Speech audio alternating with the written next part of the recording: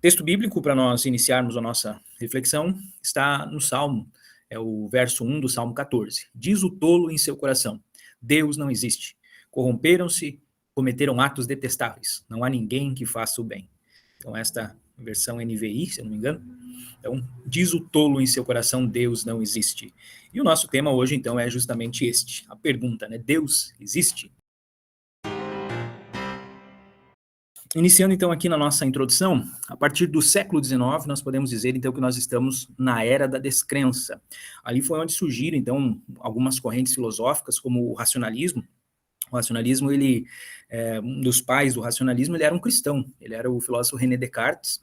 Ele nunca deixou de duvidar de Deus, né? Ele continuou sendo um cristão até o fim da sua vida, mas o argumento filosófico, né, que ele cria, essa questão do uso da razão, ao invés do uso dos cinco sentidos, ele vai servir de base depois para que sejam questionadas, então, por exemplo, os eventos sobrenaturais, os milagres, a própria existência de Deus, né, porque não passava por esse crivo racional, o crivo da razão. Então, ele acaba sendo, apesar de ele não ser um ateu, né, os primeiros filósofos lá, racionalistas, humanistas, mas eles vão servir de base para que depois o ateísmo acabe surgindo, né, ganhando força. Aí eu menciono aqui que essas correntes elas dão visibilidade a diferentes formas de negação do espiritual, visando geralmente a substituição do divino pelo humano. Então a gente pode dizer que essa era da descrença ela começa lá no século XV, quando aqui nós temos a figura do o homem vitruviano, né, pintado ali pelo Leonardo da Vinci, que é o símbolo desse movimento humanista. O que foi esse movimento humanista lá do século XV, XVI? Acho que já no XIV começa, no Renascimento, né? Basicamente substituiu a visão de mundo que havia, que era chamado de teocentrismo, que era Deus no centro. Então, tudo aquilo que é a vontade de Deus a gente faz, aquilo que Deus não se agrada a gente deixa de fazer. Claro que a gente pode, inclusive, questionar isso, porque muitas das vezes haviam excessos, né, haviam exageros. A igreja, nessa época, era a igreja na Europa, na igreja católica, ela cometia, assim, alguns desvios teológicos importantes, tanto que poucos anos depois disso vai vir a reforma protestante, né, justamente porque haviam, sim, problemas. Só que esses problemas, então, que a igreja possuía, fizeram com que esses intelectuais começassem a questionar esse teocentrismo, esse Deus no centro, Deus como centro da cultura, como centro da ciência, do conhecimento. E aí eles começam a colocar o ser humano no centro, o homem à medida de todas as coisas. Essa é uma frase famosa, então, desse período aí do humanismo. Então, esse antropocentrismo, ele vai dar uma certa sustentação, né, uma base para que se comece a se questionar a existência de Deus. Depois temos aqui a foto do seu... a pintura, né, o quadro aqui do René Descartes, que eu já mencionei. Então ele é um dos principais defensores aí do racionalismo, e o racionalismo ele vai acabar trazendo aquilo que a gente chama hoje do pensamento científico, o método científico, que é um método baseado, então, no uso da razão, no uso da experimentação, né? Então o René Descartes, o Francis Bacon, David Hume, são alguns dos nomes aí desse período, século XVIII, XIX, que começa então a trazer aquilo que a gente conhece hoje como ciência. E aí a gente chega nos principais nomes aqui, então, do que a gente já vai definir, então, como um ateísmo mesmo. Um muito importante é esse barbudo aqui. Interessante que todos eles têm essa característica das barbas, né? O Charles Darwin, muito conhecido, ele era um naturalista, né? Seria hoje um biólogo, digamos assim, e ele é o pai da chamada teoria da evolução. Ele escreve um livro lá por volta de 1880, por ali, talvez até um pouco antes, e nesse livro, A Origem das Espécies, ele apresenta uma nova forma de se explicar a origem da vida, onde ele fala do processo, então, da evolução, onde ele diz que houve organismos primitivos, que esses organismos, devido a um processo natural de adaptação ao meio ambiente, eles acabavam evoluindo, né, para outras espécies. Então, com isso, o Darwin, exatamente assim, ele nunca explicou como que surgiram as primeiras formas de vida. Ele nunca, de fato, assim, digamos, tirou o Deus da jogada. Mas essa teoria da evolução dele vai ser utilizada depois, então, por pessoas né, com esse pé no ateísmo, para justamente dizer, não, aqui está a prova de que Deus não existe. Nós não precisamos de uma explicação bíblica para um Deus criador, para Deus criando Adão, criando Eva, a semana da criação, né? A gente não precisa dessa explicação, que segundo ele seria uma explicação mitológica, porque agora eles tinham uma explicação científica, uma explicação racional, que mostrava então que houve uma primeira forma de vida e essa forma foi evoluindo, né, através de mutações constantes, até chegar nas formas superiores que nós temos. Esse é um debate aqui bastante longo, né, mas de forma bastante resumida seria isso. Nós cristãos não somos exatamente contra a evolução, inclusive há a possibilidade de você unir o criacionismo ao evolucionismo, no sentido de que a Bíblia diz que Deus criou a cada animal, enfim, a cada árvore, conforme a sua espécie. Então, dentro das espécies, né, nós podemos juntar as teorias do seguinte sentido, aquilo que se chama de microevolução, né? Quando a gente olha, por exemplo, para um cachorro hoje, as diferentes raças de cachorro que existem, nós não podemos imaginar que Deus tenha criado todos os tipos de cachorro, né? O poodle, o rottweiler, o pitbull, o vira-lata, né? E inclusive há indícios e provas até, né, de que de fato a domesticação do canino, né, desse animal aí que a gente chama de cachorro hoje, é algo recente. Então, provavelmente Deus não criou o poodle, o pincher, né? Isso aí tudo foi um processo de evolução que foi acontecendo, uma especiação, né, onde o primeiro cachorro, então, teria sido o lobo, né, os primeiros filhotes de lobo começaram a ser domesticados pelo ser humano, e ao longo de centenas de anos, né, vai acontecendo essa diferenciação, você vai fazendo um cruzamento, né, entre as diferentes raças, e aí você vai tendo raças diferentes desses animais, e você vai tendo, então, talvez até espécies diferentes, porque você teria o lobo e o cachorro, apesar de ter um certo parentesco, hoje nós temos eles como duas espécies diferentes, então dá para se dizer que houve uma evolução, né, do lobo para o cachorro moderno.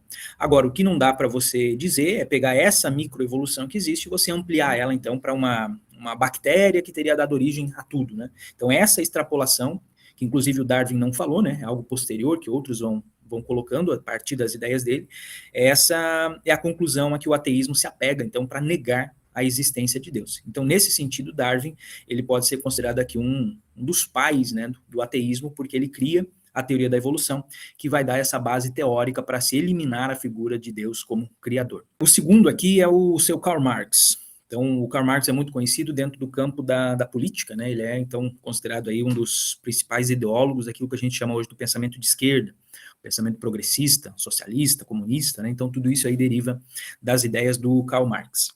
E há uma frase do Marx, que é muito famosa, onde ele diz assim, a religião é o ópio do povo. E com isso, então, ele estava querendo dizer que a religião era algo que aprisionava as pessoas, que iludia as pessoas, que dava... basicamente, né, tirava a liberdade de escolha das pessoas e impedia que elas pensassem de forma racional.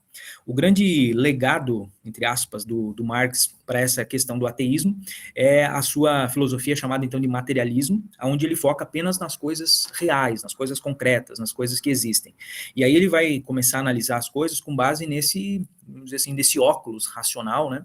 E aí ele chega no campo da religião e ele começa a questionar a religião, dizendo, ó, a religião é uma coisa que os seres humanos criaram para poder se relacionar melhor, os seres humanos criaram até por uma questão econômica, né? Então ele analisa, assim, as bases econômicas, né, por detrás da instituição igreja, né?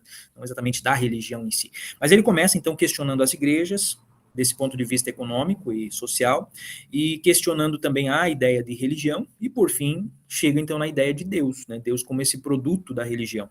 Então, para os marxistas, Deus não existe. A religião é algo que foi inventado por seres humanos, até com uma conotação econômica, né? Para obter uma vantagem financeira, para manipular as pessoas, para tirar a liberdade das pessoas, e por isso, então, eles são contrários, né, a qualquer tipo de igreja.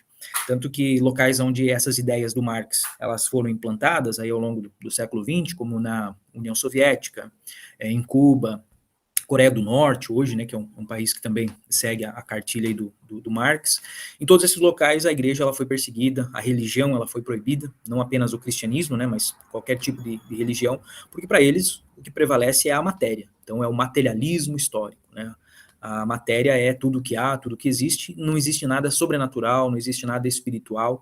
Então, o socialismo, o marxismo, né, essas ideias aí serviram para difundir, né, o ateísmo, assim, como uma questão ideológica, né, uma questão política também. Bom, além deles, nós vamos ter mais dois camaradinhas aqui. Este primeiro aqui é o filósofo Friedrich Nietzsche. Então, ele também é alemão. Interessante aqui que 3 desses aqui são alemães, né? O Marx, o Nietzsche e o Freud também. Se eu não me engano, o Freud é alemão. Não, acho que o Freud era austríaco, né? De Viena. Mas, enfim, é daquela região ali, né, dos povos germânicos. E, enfim, o Nietzsche, ele vai trazer a famosa frase, né? Deus está morto. Uma frase que ele difundiu assim em vários livros, mas o principal deles é o livro mais famoso dele, que se chama Assim Falou Zaratustra. Ele traz uma série de diálogos, né, e onde apresenta, então, a sua filosofia, o seu modo de ver o mundo. E o Nietzsche, ao dizer, então, que Deus estava morto, ele estava querendo dizer, assim, quase como que dando uma previsão, né, de que agora, depois de todos esses avanços científicos, todos os avanços no campo do pensamento, o ser humano estava a ponto de matar as religiões, de deixar de ser religioso.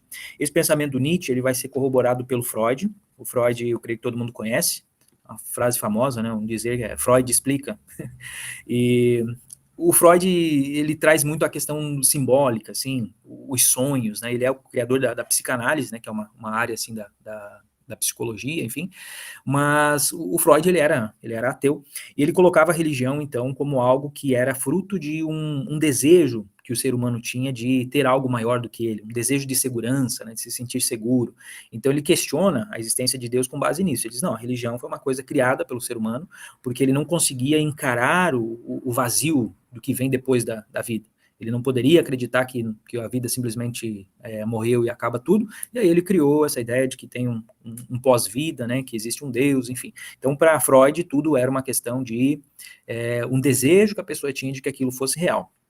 E aí ele cria ideias como, por exemplo, não exatamente ele, mas a psicanálise ensina, do instinto coletivo, os delírios coletivos. Então, eles apresentariam, por exemplo, um culto, né, onde nós sentimos a presença de Deus, como um reflexo desse pensamento coletivo. As pessoas estão ali, as pessoas querem acreditar que Deus existe, então, de alguma forma, elas acabam sentindo isso. Elas se manipulam, né, se auto-manipulam ali para que elas consigam sentir aquilo tudo.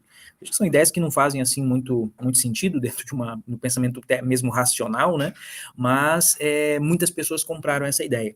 Porque os nossos inimigos, né, o nazi, enfim, tudo que ele quer, basicamente, é destruir a nossa relação com Deus, a nossa crença em Deus. Então ele vai utilizar de qualquer estratégia. Então se essas mentiras, se essas meias verdades, ele conseguir com isso tirar a crença em Deus, ele vai utilizar isso. E é isso que eles têm feito, então, né? Então muitas pessoas adotam as ideias de Darwin, de Marx, de Nietzsche, de Freud, e acabam utilizando isso, então, para, de certa forma, comprovar a inexistência de Deus. Eu comento aqui que nesse livro do Nietzsche, de 1885, quando ele fala, né, que Deus está morto, estava, de certa forma, ali prevendo, né, que a religião ia acabar, que a igreja ia acabar.